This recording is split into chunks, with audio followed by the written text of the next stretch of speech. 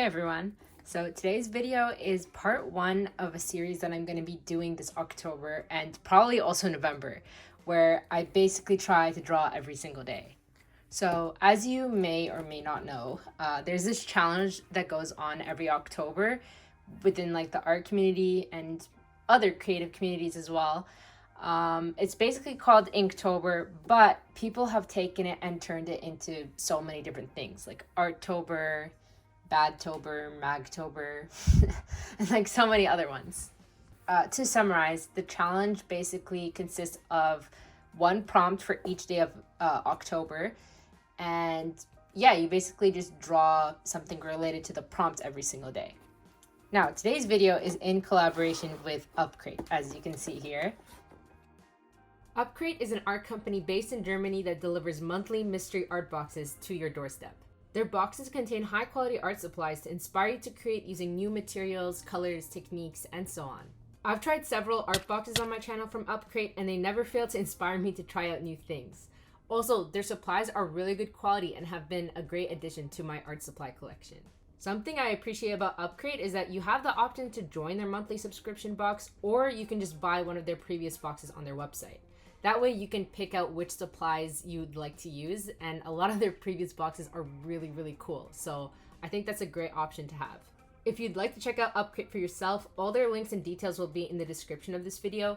Also, UpCrate very kindly gave us a discount code, so you can get 30% off your first mystery box using the code NEWR30 with a capital N.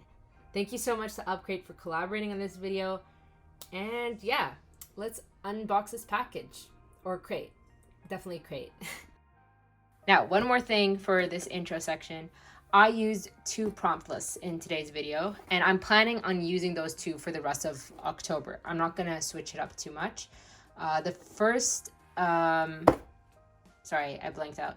The first prompt list, I don't know how to pronounce the name, but I'm just gonna put it on screen as well as the artist that created it. I love this prompt list so much. It's like fall vibes, super cutesy. Some of the prompts are a little creepy, and yeah, it's just so inspirational, I feel. Now, the second prompt list is Palestine themed. I think it's called Artober. I'm gonna put the prompt list on the screen as well as the artist who created it, and I honestly found it really fitting for this year. So there's a couple prompts in the first prompt list that I don't really feel like doing. So on those days, I'm gonna just use the Artober prompt list and, you know, mix it up a bit. But yeah, I think the intro is complete. I'm gonna show you guys the footage from when I started this video. Okay, so we finally reached the unboxing portion of today's video. This is me opening the package. I finally learned my lesson and stopped trying to talk while doing this, because I usually babble about the most random things. Anyways, the packaging is super cute. It really does give pirate crate vibes. It's very artsy, very demure, very cutesy. I know, that meme's dead. Anyways, the first supplies we got in this box are some Van Gogh watercolors in the colors Viridian Green, Indigo, and Yellow Ochre. Then we got these Ecoline brush pens in 3 colors. I don't know the names, but they have these numbers on them. Sorry, not 3 colors, 4 colors. These are the 4 Ecoline brush pens, and these are the 3 Van Gogh watercolors. Next, we got this thing. It's an extinguishing solution, but I didn't use it. And then we got this graphite pencil in 2B and this Pigma Micron pen in the size 10. And finally, we got this, not finally, but we got this watercolor. Sorry, I'm blanking out. This is so stressful. It's so fast. We got a paintbrush, okay? Da Vinci paintbrush in size 6. Now, it always comes with this brochure thing. This is the brochure for this box. Has information about the art supplies, the artist who collaborated with UpCrate, and so many stuff in it. It's really inspirational. And then we got the paper. This is ArtSpace. Yeah, ArtSpace paper. It was very nice quality paper. Okay, I had to breathe for a second, but we got this print, and then this is the artist that collaborated with UpCrate. So we got this paper with his Instagram at, and we got some stickers. The stickers were adorable. But yeah, that was everything contained in the box. I'll go more in depth about it when I actually swatch them out, so sorry if that was super quick. Anyways, for this first week of October, I worked on this spread in my sketchbook. As you can see, there's some bleed through from the previous artwork, which just so happened to be the last video on my channel if you want to check it out. Now, I covered the bleed through using these decorative parchment paper that came in the UpCrate box. And I felt like it was a cute, creative way to cover it up. And the material is super thin, so it didn't disturb my sketchbook too much. So yeah, and then I wanted to set up the watercolors in my palette.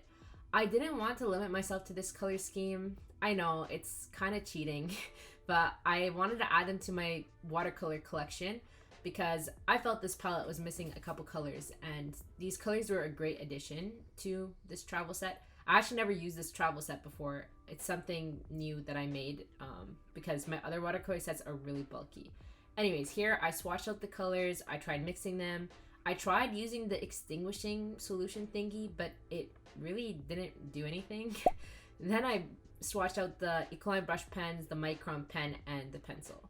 So yeah, I'm just experimenting on that page there. I also used some of the reds because I thought I was gonna limit myself to the color palette plus red, but no, I ended up just using all the colors together, which was more fun for me, and you know, it just worked out better.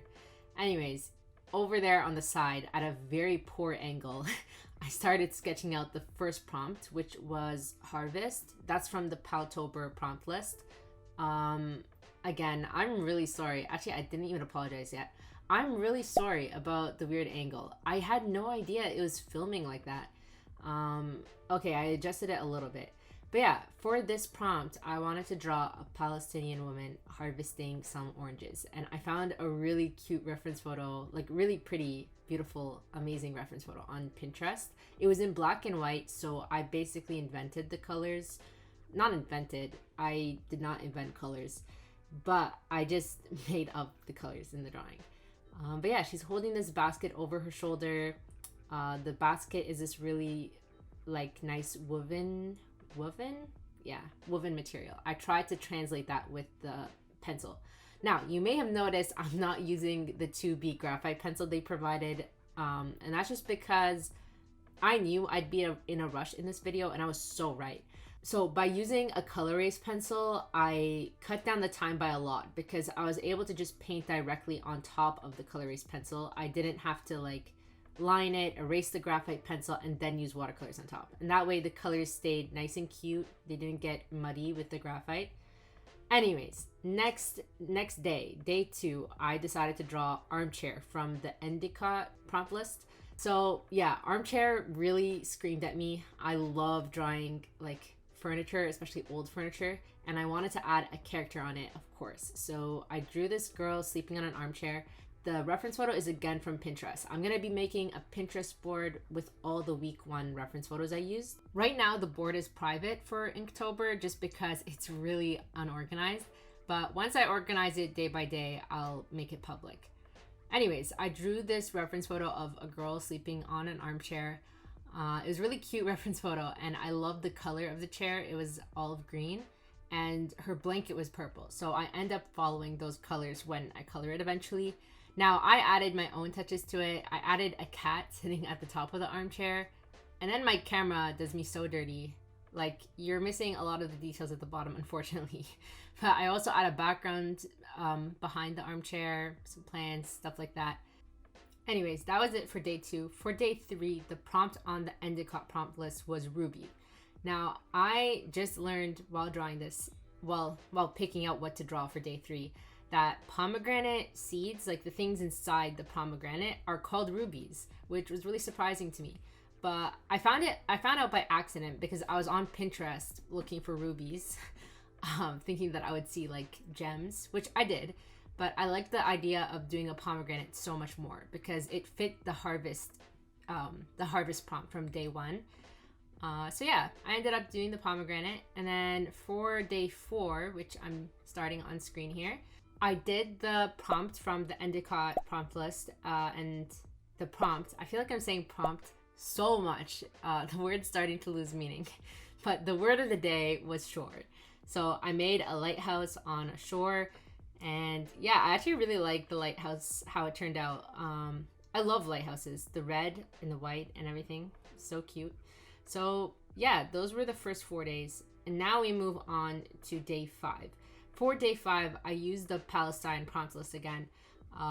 The word for day 5 was seed, and it reminded me of the saying or idiom. I don't know what the correct word is, but it goes like, they tried to bury us but didn't know we were seeds.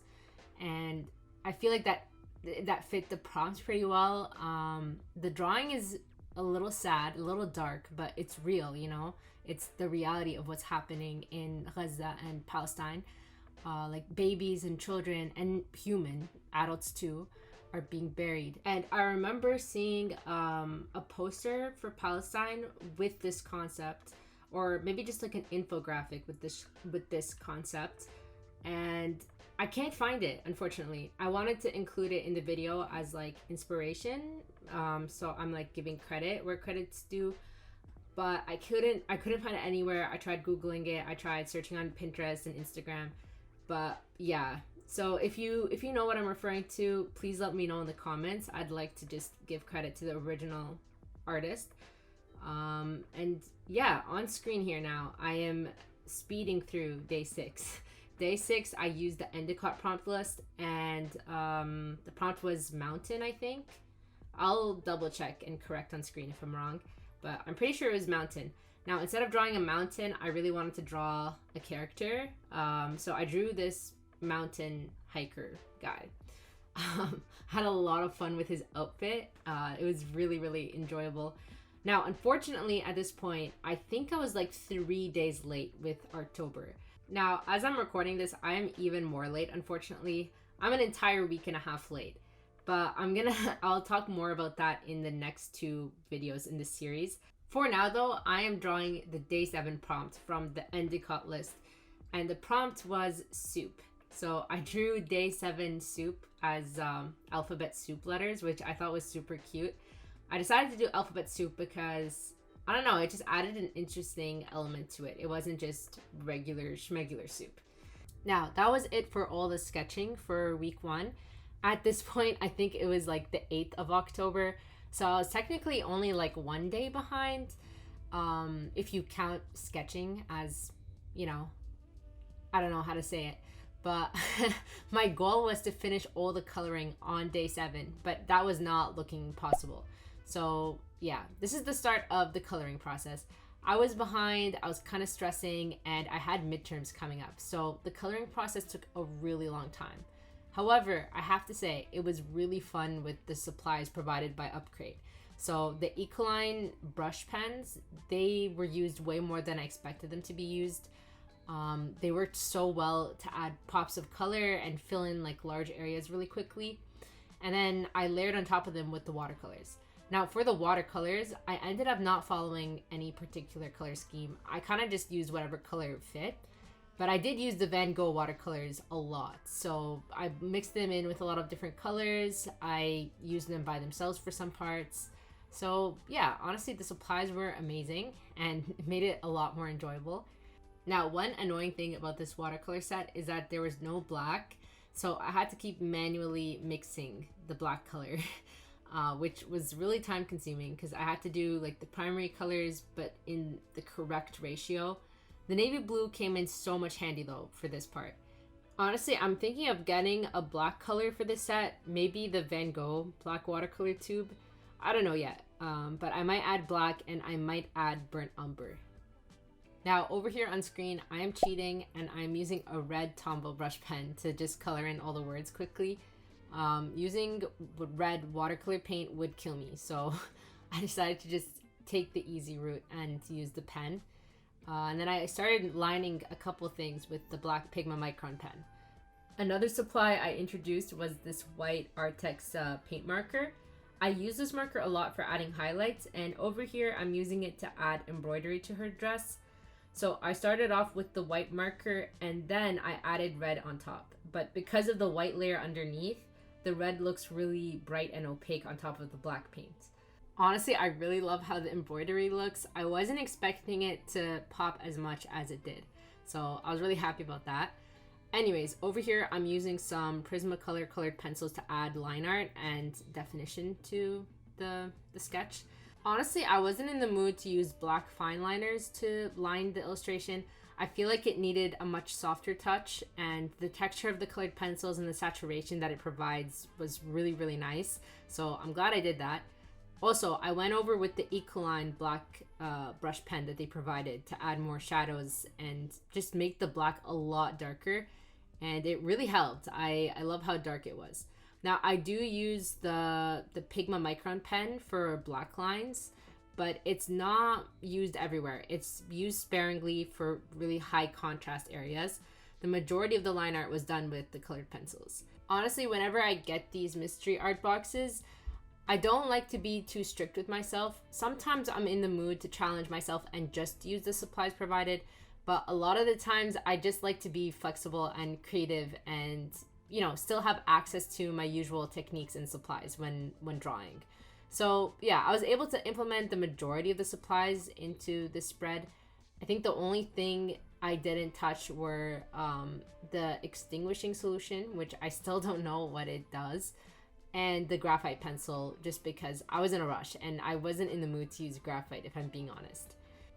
Anyways, after finishing up day 1 and day 5, I moved on to day 4. Any second now? Yeah, I moved on to coloring day 4, and I started with the lighthouse, of course, because I was really excited to paint that.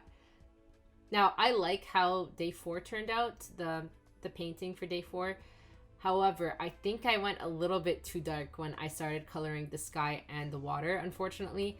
I like the sky at this point here, but the water gets a little too muddy, and yeah, I don't know. I just feel like the colors could have been picked a little bit better. Maybe like a simpler color scheme would have worked. I added so many layers of color and the paper held up so well, so that's a really big pro in my opinion. I love the Artober sketchbook they provided. The paper quality was just beautiful. So it was textured in a nice way, so the watercolor like splotched nicely on top of it. But then it wasn't too textured, so colored pencil went on very easily. Now over here, I moved on to the pomegranate because I was waiting for day 4 to finish drying before I did liner on top. And I did the same thing with the pomegranate. Like, I left it to dry and started doing the line art for the shore scenery. I really loved adding the colored pencils to this drawing here. It helped shape things so much better on the shore part. Now, I do think I added too many colors to the water. I wish I just kept it a little more simple, but it's okay. It looks really cute. It looks very like dreamlike almost. Anyways, here I am adding the liner to the pomegranate. The pomegranate rubies had to be outlined one by one with the colored pencils.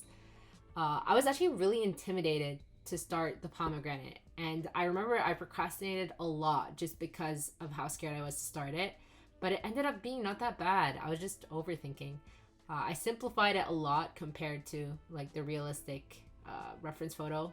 It was a real pomegranate, but even though it's simple-ish, like the highlights make it look so real and juicy, and yeah, I love it. Now at this point the first page was done, so I started coloring in the second page. I used the blue Ecoline marker to color in the title, but my storage got full and it kind of cut me off there. I also used the indigo Van Gogh watercolor to color in the stars, which was honestly a new color. Like, I don't use blues often in general, so this was a really nice change, and I ended up loving how the blue looked on this page with all the other colors. So as you could see, I painted in the armchair and her blanket and stuff like that. I started working on day 2 basically, and yeah, day 2 I don't really like how it turned out that much. I don't hate it, that's for sure, but I feel like I just had a different vision for it. And also, to be honest, the paper on my sketchbook isn't that great with watercolors, so I wasn't able to add as much glazing layers as I wanted. Also, a specific part of the paper had some kind of glue on it, and that ruined like the texture completely. So the paint was like wiping off of that part, and I had to fix it with some colored pencils later on. Also, another thing is I wish I made her socks a more muted color. because I made it like this neon pink color, it kind of distracts from the main attraction, which was supposed to be the armchair. But now it kind of just looks like her socks are the main deal here. It's okay though. It's cute. It looks cute, and I try to save it with some colored pencils, darken some values. My sketchbook paper was acting so weird on this page, and I was kind of bummed out by it because I got pampered by the, what's it called? The UpCrate Art Space sketchbook. Yeah, I was really enjoying the high quality watercolor paper, and then I had to go back to my sketchbook paper. It's in case you were wondering, it's a Leuchtturm sketchbook. But yeah, it works so well with colored pencils, markers, even gouache goes nicely on it, acrylics. But watercolors, they kind of just float. Like, it feels too slippery for watercolors. But yeah, I tried to make do with it and use it anyways. I'm definitely not abandoning this sketchbook. I like it too much. Now, for this illustration, the background was bothering me so much, so I ended up just scribbling and cross-hatching all over it with some dark browns.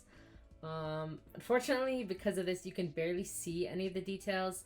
Kind of have to squint into it. And yeah, I don't know. That was pretty much it for the armchair. Next up is my favorite sketch of this video, and that is the mountain sketch, the mountain climber guy. I was so scared when I started the coloring process for this guy because I was just debating making his jacket red or blue or green or something. I ended up going with the yellow ochre Ecoline brush pen, and I'm so glad I did because it saved me so much time. It was really quick to lay on the page, at least like the base color, and it just matched the color scheme so well. It brightened up the page. It's a really cute mustard color, so along with all the reds and blues and greens and browns, it just it really stood out nicely.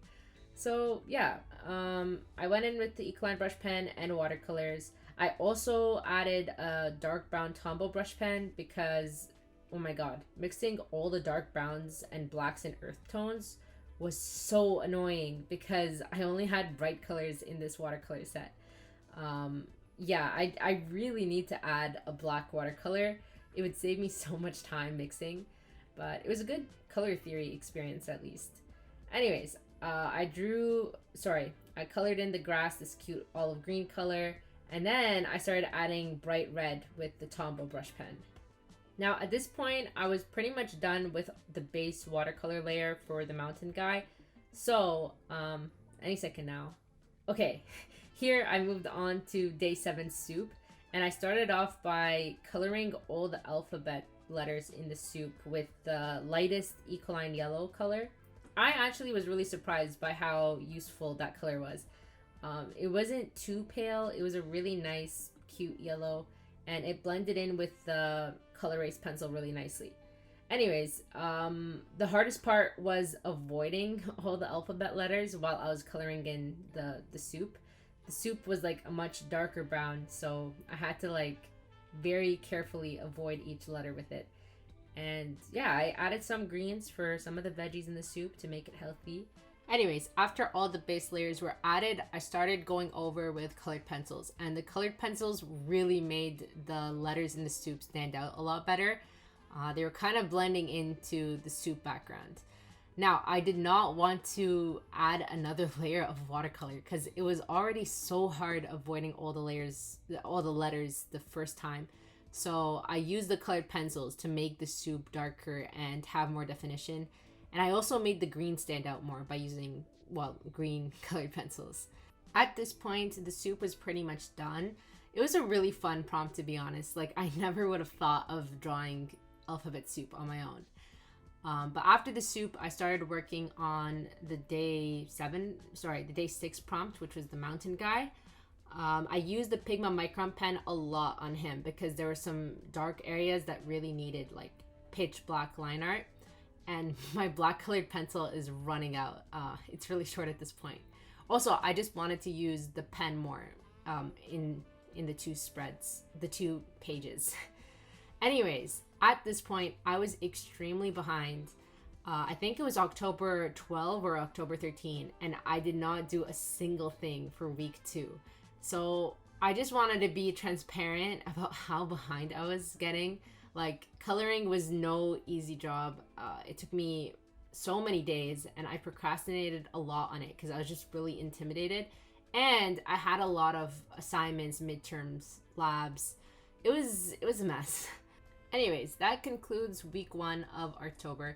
I'm just adding like the final bits of line art here with the colored pencils. But I really don't know what I'm gonna do for the next 3 weeks of Artober. Like, I don't know if I'm gonna go back and do the ones that I missed, or if I'm just gonna try moving forward. So yeah, who knows what's gonna happen. Alright, so I'm officially done all the week 1 prompts for Artober. I actually really love how this spread turned out. I'm a little disappointed at how late I am, but to be honest, with all the midterms and assignments that's been piled up on me, it's okay. It's not that bad. I feel like I could have done it faster if I wasn't in panic mode.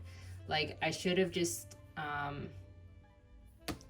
I don't know how to say it, but basically I wasn't even studying that hard this week. I should have just gotten out of panic mode and pushed myself to do more.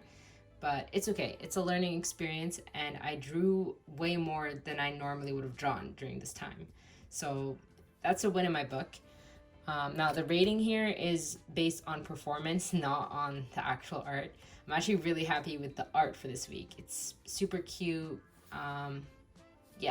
Yeah, I feel like this is a really good start. And even if I have to draw a bit of the Artober prompts in November, I personally really don't mind. This is so much fun for me and is great inspiration. It's keeping me motivated, keeping me drawing, so a win is a win. Now, I would like to say a huge thank you to wrong company. I'd like to say a huge thank you to UpCrate for the supplies. These Ecoline brush markers, brush pens, I used them a lot more than I thought I would throughout the 2 pages, and it made the coloring process so much faster. I'm sure I talked about it a lot in the voiceover, so I won't bore you guys to death. And then the 3 watercolors are a great addition to my palette here, especially this one here, the yellow ochre. I feel like that's a staple that I was missing in this set. But yeah, I don't know if I said this yet. Even if I did say it, I'll say it again. A huge thank you to UpCrate for the supplies. They were so fun to use. The quality was phenomenal, as usual.